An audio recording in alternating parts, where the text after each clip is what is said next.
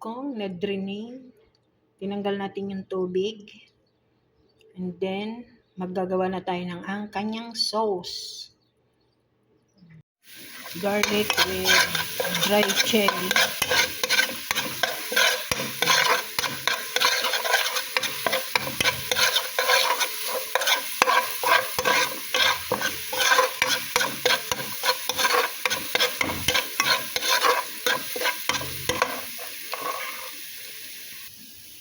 Tayo ng kaunting asin, then paminta,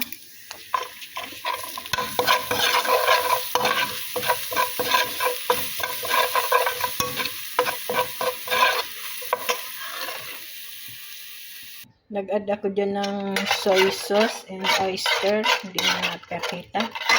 Tapos maglalagay tayo ng kaunting asukal. Lagay tayo ng konting asukal. Haluin lang natin.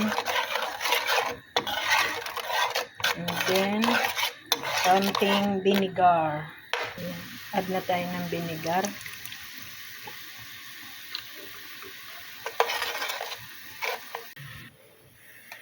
Tapos, ibuhos na natin tong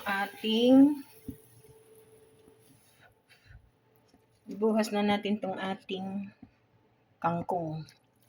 Ayan. Yan yung ating kangkong. Natin siya ng sesame seed. Ayan. Ang ating Chinese style kangkong. Yan.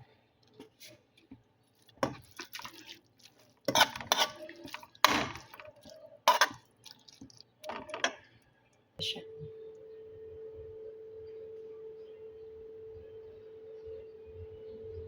Kangkong. Masarap siya. Kasi nag-aagaw yung tamis at anghang.